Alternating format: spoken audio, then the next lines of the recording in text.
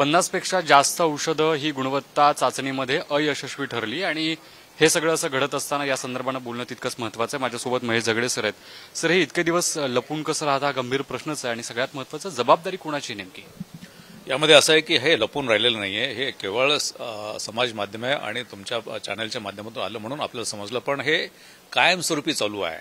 फक्त समोर आलं तरच आपल्याला वाटतं की आत्ता आहे का, असे दर महिन्याला अनेक औषधं जी असतात ते असे स्पुरियस किंवा बनावट औषधं म्हणून डिक्लेअर केलेले असतात आणि कायदा असा आहे की ते बाजारातून परत घेऊन ते नष्ट करायचे असतात। पण काय होतं की असं होत नाही आणि मग बातमी झाल्यानंतर त्याच्याकडे लक्ष जातं। दुर्दैवाने सगळ्यात महत्त्वाची काय आहे की याच्यापैकी जे औषधं 50 जे औषधं दिलेली आहेत त्याच्यापैकी काही औषधं हे जे तुम्हाला ब्लड प्रेशर किंवा अन्य काही ह्याच्यासाठी असतील आणि त्याच्यामध्ये जर ब्लड प्रेशरचा तो केमिकलच नसेल तर तो माणूस घेत राहील पण ब्लड प्रेशर कंट्रोल होणार नाही, मग त्याला स्ट्रोक येईल आणि बाकी सगळे काहीतरी होऊ शकतं आणि मृत्यूसुद्धा होऊ शकतो। त्यामुळे हे केवळ बनावट औषधामुळे जीवित हानी होण्याची मोठी शक्यता असते, हे महत्त्वाचं आहे। त्यामुळे हे होऊ नये म्हणून कायद्याने अतिशय कडक नियम केलेले आहेत की ही जी औषधं अशी बनावट औषधं याच्यामध्ये येऊ नयेत यासाठी औषधाच्या निर्मितीपासून ते पेशंटपर्यंत जाण्यापर्यंत अशी एक चेन कायद्याने केलेली आहे। त्या चेनच्या बाहेरून औषधं येऊ शकत नाहीत जे बनावट आहेत ते। त्यामुळे मला वाटतं की ही चेन कुठेतरी ब्रेक झालेली आहे आणि चेक ब्रेक होण्याचं कारण म्हणजे की हे जे नियंत्रण करणारे अधिकारी असतात, राज्याचे FDA असतील किंवा केंद्र शासनाचे CDSCO असेल, त्यांचं नियंत्रण कमी पडलं असेल आणि सगळ्यात महत्त्वाचं म्हणजे औषध तुमचे निरीक्षक असतील यांच्या ज्या नेहमीप्रमाणे त्यांचे तपासण्या व्हायला पाहिजेत त्या होत नाहीत आणि मग कुठेतरी हे अशा लोकांचं फावतं। हे आजचं आहे का? नाही आहे। तर 1940 पासून हे असे प्रकार घडत आहेत। खरं म्हणजे की 1927ला अमेरिकेमध्ये खोकल्याच्या औषधामुळे काही मुलं दगावली होती आणि आत्ता गेल्या 2-3 वर्षापूर्वी गांबियामध्ये सुद्धा भारतातून पाठवलेल्या खोकल्याच्या ह्याच्यामुळे दगावलेली आहेत। भारतामध्ये सुद्धा जम्मू आणि काश्मीरमध्ये काही मुलं अशी दगावलेली होती। महाराष्ट्रामध्ये 1986 साली जे रुग्णालयामध्ये सुद्धा 14 रुग्ण मेलेले होते अशाच्यामुळे।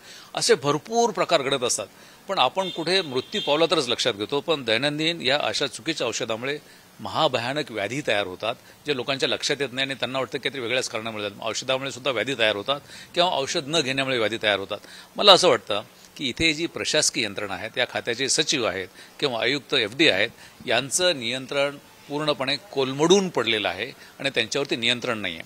आता यांचं नियंत्रण कोलमडून पडलेलं आहे हे कोणी सांगितलेलं आहे? ते एका न्यायाधीशाने, उच्च न्यायालयाच्या न्यायाधीशाने, कमिशनने सांगितलं। त्यावेळेसच्या आरोग्यमंत्र्यांना याच कारणासाठी राजीनामा द्यावा लागला होता, बाई सावंत म्हणून होते। त्यांनी सांगितलं होतं की यांचे जे प्रमुख आहेत आयुक्त FDAचे ते अतिशय तल्लख असावेत, अनुभवी असावेत, कडक असावेत आणि भ्रष्टाचाराला थारा देणारे असू नयेत। आता आपण बघितलं की महाराष्ट्रामध्ये अशी परिस्थिती राहिली नाही, अशा प्रकारचे अधिकारी देत नाहीत। खरं म्हणजे की गेले 2 महिने महाराष्ट्राला आयुक्त नाहीच आहेत, ते पदच रिक्त आहे ते। अशी परिस्थिती संपूर्ण देशभर आहे।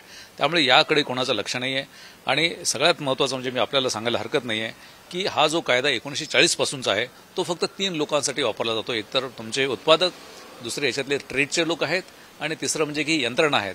याच्यामध्ये रुग्ण जो आहे किंवा आपला पेशंट आहे त्याच्यासाठी हा कायदाच वापरला गेला नाही आणि हे जे 4 लाख कोटीचा जो व्यवसाय आहे भारतामधला, हा 4 लाख कोटीच्या व्यवसायामध्ये मोठ्या प्रमाणात अशा प्रकारचे प्रकार घडत होतात।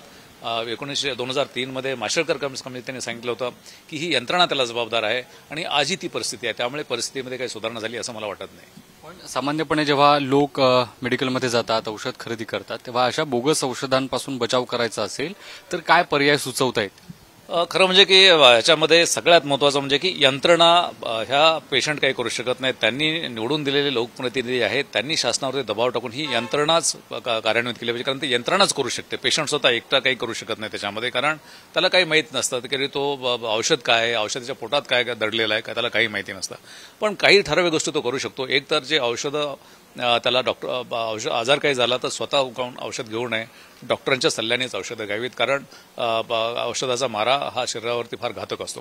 दुसरं, जे औषधं लिहून देण्यासाठी सक्षम डॉक्टर आहेत की ॲलोपॅथिक डॉक्टरकडून ॲलोपॅथिकच औषध घ्यावेत, आयुर्वेदाकडून आयुर्वेदिकच औषध घ्यावेत। जर चुकीची औषधं घेतली तर त्या आरोग्यावरती दुष्परिणाम होतो। ज्यावेळेस तुम्ही दुकानात जातात तिथे फार्मासिस्ट नसेल तर तुम्ही तिथून औषधं घेऊ नयेत आणि औषध घेताना फार्मासिस्टला विचारलं पाहिजे की माझी अशी लक्षणं आहेत, डॉक्टरांनी असं दिले ते बरोबर आहे का। त्याला थोडंसं त्याच्यातनं ज्ञान असतं त्या औषधाच्या बाबतीमध्ये, तो तुम्हाला तसा सल्ला आणि फुकट देऊ शकतो। फुकट याच्यासाठी की औषधाच्या किमतीमध्ये सल्लासुद्धा आहे, फुकट सल्ला देण्याची तरतूद आहे। त्यानंतर ते औषधं जे दिलेले आहेत ते त्याच्यावरती बिल घेतलं पाहिजे आणि त्या बिलावरती त्या फार्मसीची सही पाहिजे. बिल याच्यासाठी की जर ते औषध खऱ्याच कंपनीने तयार केलं असेल तरच तिथे बिल होऊ शकतं, जर बाहेरून आलंच तर नाही.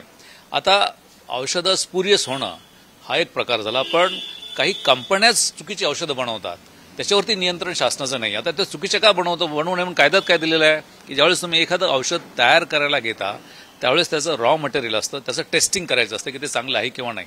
चांगलं नसेल तर ते फेकून द्यायचं असतं आणि त्याचा रेकॉर्ड ठेवायचं असतं. त्यानंतर त्याचं उत्पादन झाल्यानंतर ती बॅच बाजारात आणण्यापूर्वी त्याचं पुन्हा एकदा टेस्टिंग करायचं ते योग्य आहे किंवा नाही, आणि नसेल तर ते परत फेकून द्यायचं असतं. आता ही जी यंत्रणा ही कोलमडलेली आहे, हे जे FDAचे लोक आहेत हे बघत नाहीत. त्यांनी जर बघितलं तर मला वाटतं की अशी कंपन्यांनी अधिकृतपणे बनवलेली औषधं जे सुद्धा घातक असतात बऱ्याच वेळेस, आणि अशी औषधं आपल्याला माहिती आहे की काही खोकल्याच्या औषधामुळे मुलं दगावलेली आहेत, असे भयानक प्रकार झालेले आहेत. त्यामुळे केवळ बनावट औषधामुळेच मृत्यू पावतो का असं नाही आहे, तर कंपन्या ज्या बनवतात त्याच्यामध्ये सुद्धा काही चुकी असतील तर त्याच्यामुळे सुद्धा दगावतात. त्यामुळे हे सगळं जे आहे ती यंत्रणा चांगली वागावी म्हणून जनतेने त्यांच्या लोकप्रतिनिधीमार्फत शासनावरती दबाव आणणं ही सगळ्यात महत्त्वाची गोष्ट आहे. धन्यवाद सर, पुढारी न्यूजशी बातचीत केल्याबद्दल. व्हिडिओ जर्नलिस्ट संपत मोरेसह मी ज्ञानेश्वर चौतमल, पुढारी न्यूज, पुणे.